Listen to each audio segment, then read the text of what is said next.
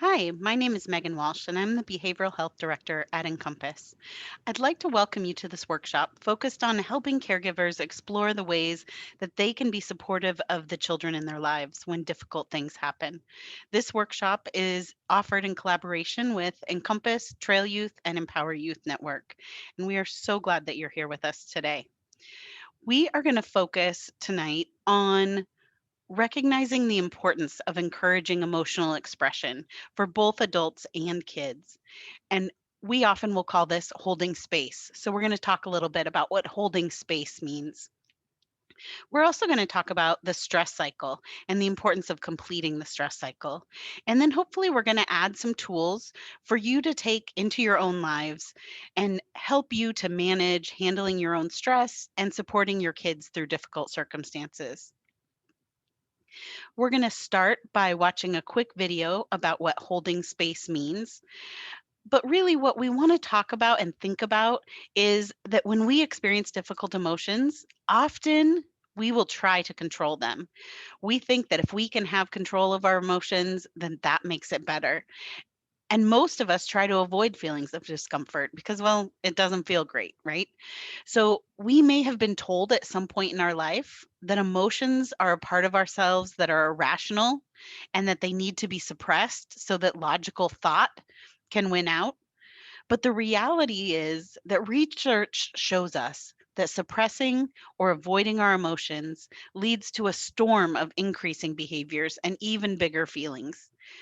But when we welcome emotions, when we accept them instead of arguing with them, when we notice how we experience them in our bodies and realizing that they come and they go, this is called holding space for our emotions and for those of our kids. Holding space is essentially the ability to step into somebody else's space and be with them in whatever emotion they might be struggling with. I always say that when somebody's struggling with the ways that they're feeling, it's not our duty to make them feel better, right? It's our duty to help them to be better at feeling. We need to step into their darkness and sit for a while, not to fix them or to change them, but so that they might feel more human in that space. Essentially, anybody can hold space, but it comes from the ability to be with myself in my own emotions. If I can't be with myself in my sadness, then I'm not going to be able to be with you in your sadness. If I can't comprehend my own feelings and know who I am when I'm in my anger or my rage or my jealousy or my distress or my worry, then I'm not going to know how to be with you in those emotions. And that's when I'm going to jump to that kind of fixing, right? And that changing, or that jump into straight to positivity, essentially wanting to run away from that emotion.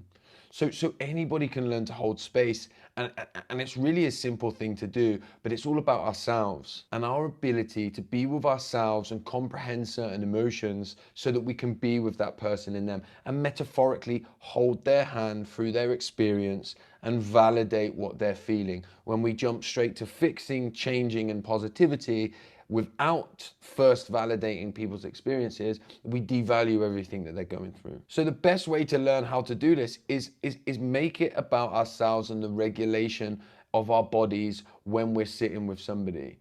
This is why I struggle with the whole term mental health, because when we're talking about emotions, it's very, very physical. So start to be aware of your body, right? You need a bit of courage here, because you'll notice when perhaps there's silences there, the times when you want to jump in and fix and say something because you're struggling with them, and you might take away that space that that person needs to internally explore, right? And just learning and understanding and comprehending our own feelings and our own experiences when we show up to somebody else's emotions is what's going to help us to be with them in that space, right? We also, on top of that kind of that courage, we want compassion and curiosity. Curiosity is to help them explore. Remember, we're metaphorically holding their hand while they explore the ways that they're feeling, to give them the grace to find what they need, because essentially in everybody in their core knows what they need, and it's not our duty to tell them what they need. It's our duty to support them into finding what they need, right? And there's a big difference in that. And then lastly, compassion is not about necessarily fully understanding somebody's experience. I'd go as far as to say we can never fully understand somebody else's experience because we've not lived their life, so we don't know the tape that they're playing over the top of what they're experiencing, right? But what we can have is a desire to want to understand, a desire to be able to try and comprehend what they're experiencing. I 100% genuinely believe that if we can get better at holding space, then you will see much more people feel much more comfortable in talking about the ways that they feel. Okay, so hopefully that video gave you some things to think about around the importance of expressing emotion and accepting emotion. So I want to talk a little bit about what holding space for kids' emotions teaches them. It teaches them that what they feel is important. It tells them, I see you. You are precious. You know what? And I even felt the same kinds of feelings that you feel. Maybe it's not exactly the same. Maybe it's not about the same issue, but I've felt frustrated too. It teaches them that big feelings aren't abnormal and that as their parent or caregiver, I am strong enough to help you hold these big feelings. And it's important that they learn that you can love yourself and recognize your own needs. It's important that they learn that you can surround yourself with people who will help you when you're struggling. It teaches them that we care about other people and that we can have big, big feelings without hurting other people. It teaches them that feelings come and go. Some people like the analogy of a wave, that feelings come in and they go out. They aren't the same size forever. They may feel really big now, but they're not always going to feel that big. So, holding space for kids' emotions teaches them so many important life lessons. So, how do we do that? Well, the first step is to model emotional regulation. When you have an emotion as a parent or a caregiver, let your child see you notice it. Let them see you feel it and let it move through you. Let them see how their safe adult holds space for themselves, and they will be a lot better equipped to avoid becoming overwhelmed by their own big feelings. So, recognizing that emotions aren't always logical, and that's okay. They're usually time limited. Let your kids see and hear that you process the changes in emotions. An example might be that you're driving down the road with your child and a driver cuts you off. And you might say out loud, "Ugh, that driver cut me off and that makes me feel really mad." And then you purposefully do a couple of audible deep breaths.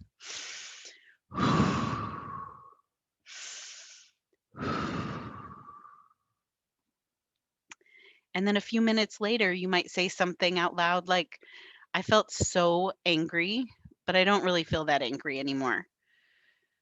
I don't know what was going on with that driver, but I hope he got where he was going safely. And that's going to give your kids a tangible idea of it's okay to have big feelings. That's normal. It's okay to feel something. That's normal. It's okay to express it. And it's okay to do the actions you need to do to help your body and your brain to relax. You're also going to avoid arguing with your kids over an emotion. You will not win. Power struggles do not help anyone. You don't have to agree with their feeling, but try to tap into a time when you felt that same feeling. Don't focus on the specific circumstances. And then next, we're going to try to remember that connection is key. You may hear me say this a couple of times in this training. Our goal is always for our kids to feel seen and heard and valued. And in order to make that happen, we have to really focus on connection. We're going to watch a really quick clip. It is Brene Brown speaking, and I think does a really great job of talking about how to connect with someone that's hurting.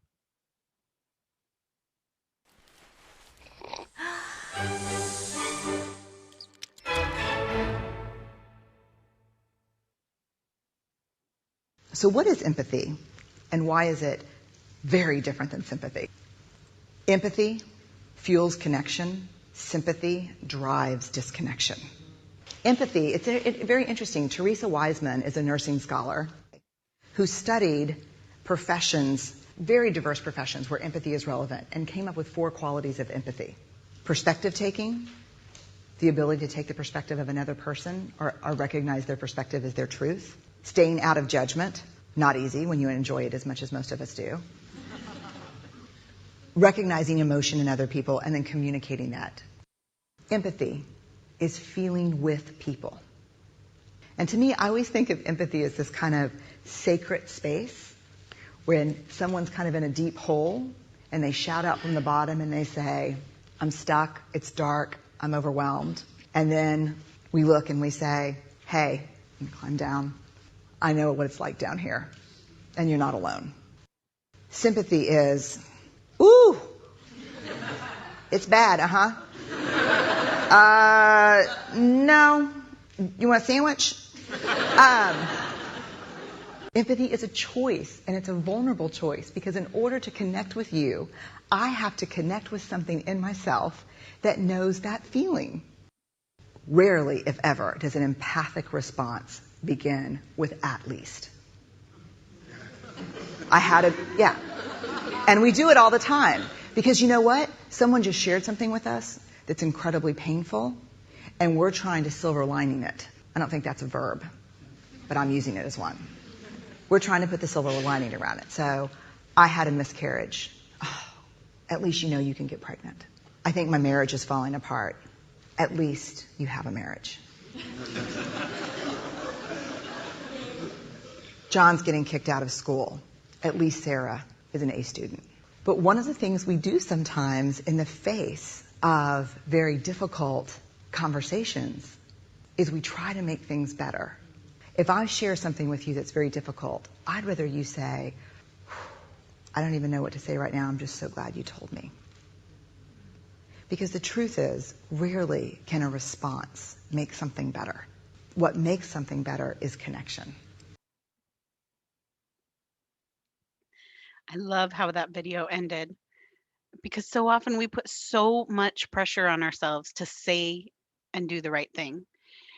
And it's important to think about that, but it's also important to realize that often it's just our presence and our willingness to be there with that person that's going to make the most difference. So, I want to talk about how to open a conversation with your child when something happens, like the shooting that happened last week, or the shooting that happened a couple weeks ago in Buffalo, or a hurricane where many people perish. There are horrible, horrible things that happen in our world, and it's important for us to check in with our kids and to have open conversations. So, first, we're going to do those pieces that we talked about already, holding space for our own emotions so that we're able to be there for our kids. And then, when we are feeling calm and regulated, then we can start to have a conversation with our kids. And first, we want to ask what they know or what they've heard. This will likely be really informative. You could learn that they have a pretty full understanding of what happened, or you might discover that they completely misunderstood what happened, what could happen, or the implications for them and people they care about. You might find out that your child is hearing some super scary things from neighbors or friends or people at school or on the school bus. Maybe they've overheard just enough adult conversation or a media clip and jumped to some conclusions. Whatever you hear when you ask them what they know will set the stage for what you're going to address next. The other thing to remind yourself is that you want to not disagree with their thoughts or belief too quickly. If you do, if you refute all of their thoughts and beliefs right away, they're going to shut down. They're going to stop telling you what they're thinking or worried about. So we want to make sure that you hear them out completely. Try to be patient and not react too strongly to what they say. I find it can be really helpful to just keep my mouth engaged with statements like, wow, or wow, that's interesting, or huh, I hadn't heard that. So you want to give them a sense that you are curious about that. You're not necessarily sure about it, but you're listening and you're trying to understand their perspective.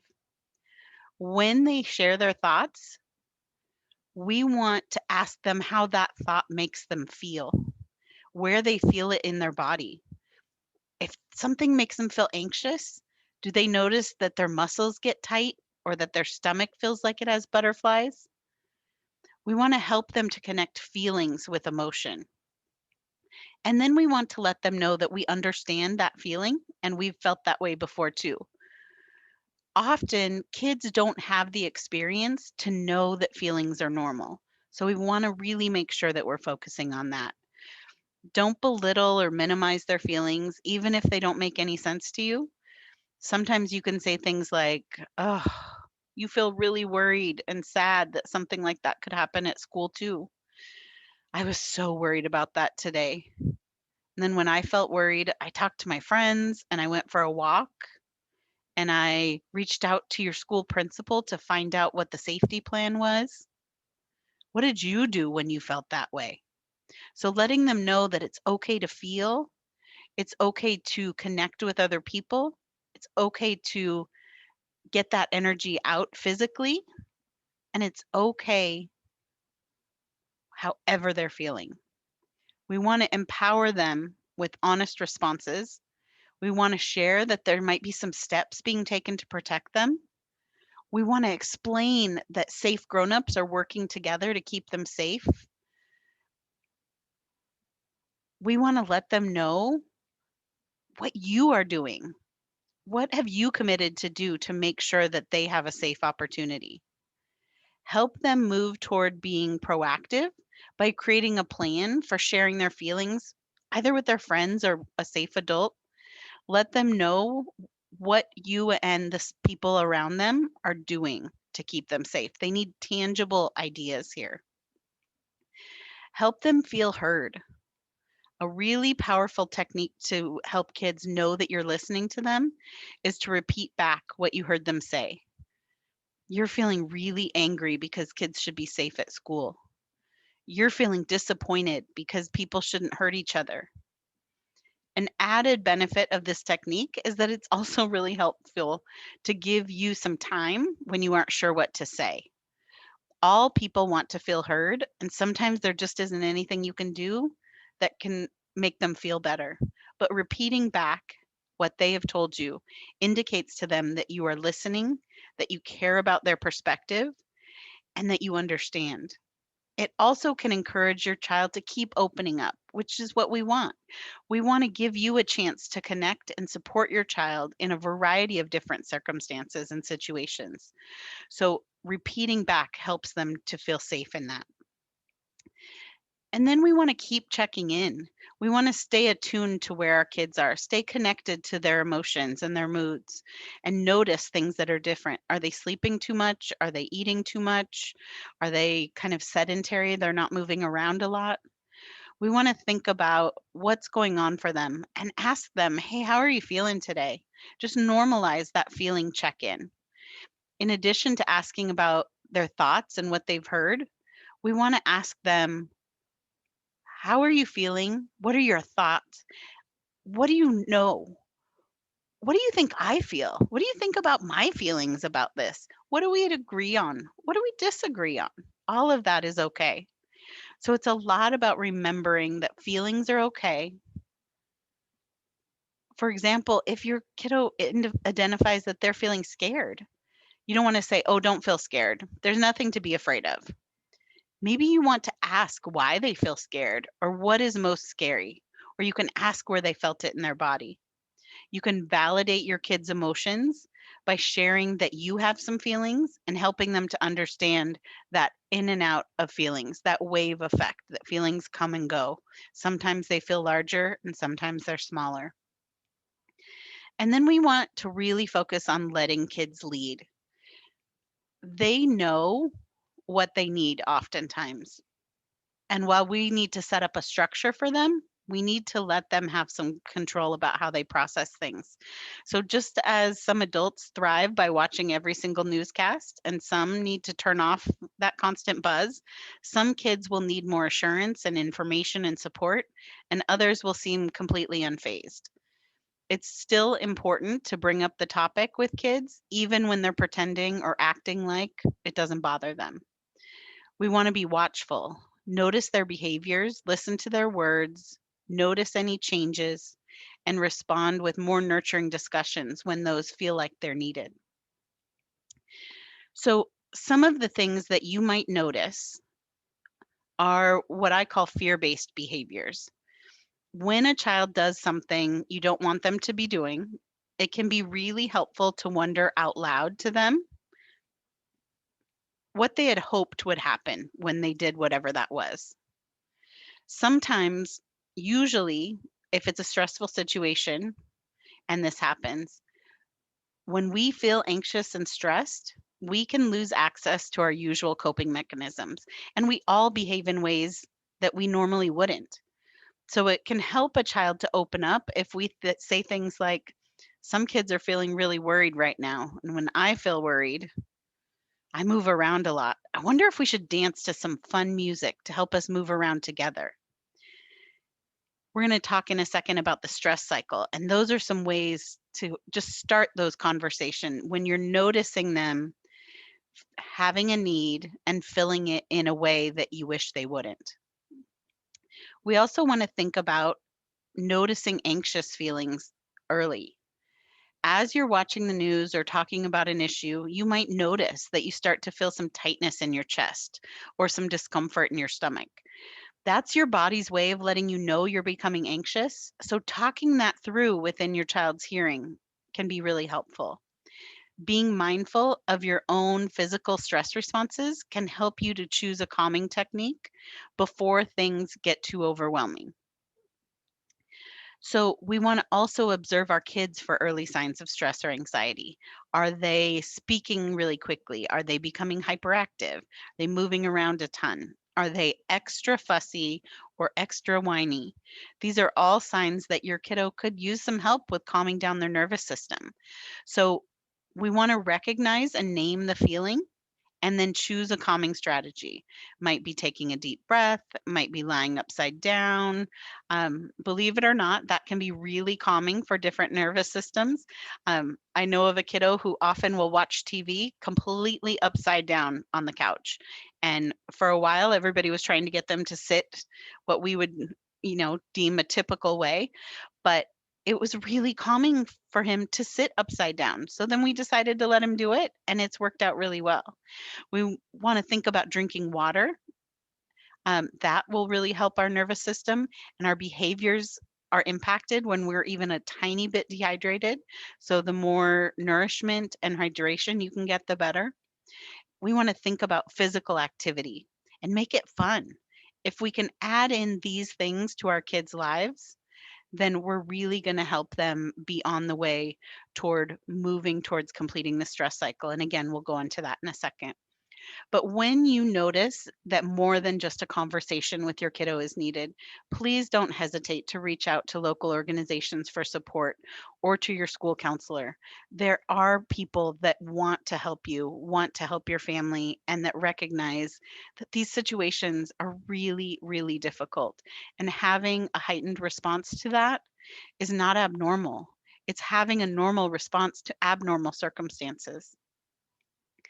So we want to think about how specifically to teach our kids to complete the stress cycle. And this is really important because just because we've dealt with the stressor doesn't mean that we've dealt with the stress itself. When the situation resolves, you still need to close the cycle through some form of exertion and connection. If you don't, your future stress builds on the stress stuck caused by past events, and it can impact health and well being dramatically. So it's also important for us to realize that there's no right way for everybody. The key is to complete the stress cycle or remove the stress from the body in ways that work for you. There are 7 evidence based strategies for completing the stress cycle that we're going to talk about today. But the magic formula that I want you all to remember is exertion plus connection. In Emily Nagoski's book Burnout, she talks about how we are biologically wired to complete the stress cycle. For example, say you were running from a wild animal, maybe a tiger or a lion or a bear. When you notice that the animal is going to come after you, your brain floods your body with adrenaline. That helps you to run faster, run farther, and it also has an impact on our pain tolerance. So you're flooded with adrenaline, you're running for your life, that's exertion. And then there are a couple possible outcomes. You either run into someone who helps you, that's connection, or you are somehow able to get creative and come up with some way to save yourself, that's also connection with yourself, or you might get eaten. So when you have exertion plus connection, you get resilience, you get emotional health, and you get survival. So it's vital that we practice and we teach kids how to complete the stress cycle early and often. When we don't, like I said earlier, the stress builds and builds until emotional and often physical health is detrimentally impacted. Okay, so we are going to end our workshop today by creating a plan for ourselves and for our kids about how we're going to work on completing the stress cycle this week. So I'm going to review this. Exertion plus connection. You need a physical activity of some sort. This could be working out on the treadmill. It also could be crying. It also could be laughing.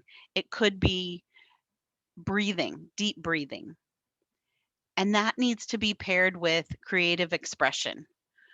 That's connection. Or affection. That's also connection. Positive social interaction. So the exertion plus the connection is what helps you close that stress cycle and get all of that stress out of your body so that it's not built on with the next thing that's hard that happens. So I have some resources for you on the next slide, but I would love to go around the group and just hear about one thing from today's presentation that helped you to start to think about what you'll take from today.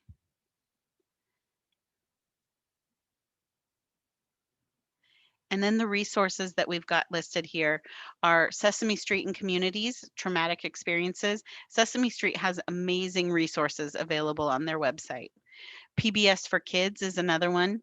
The National Council on Family Relations and the National Child Traumatic Stress Network has a great article about how to support your kids and how to support yourself. We are so thankful that you were here today, and we hope that we will be able to serve you and your family in the future soon. Please take a second to hold your camera on your phone up to this QR code, and that will lead you to the feedback form. We would really love it if you would take a second to provide some feedback on this experience and let us know how we can support you in the future. We wish you and your kids the very best.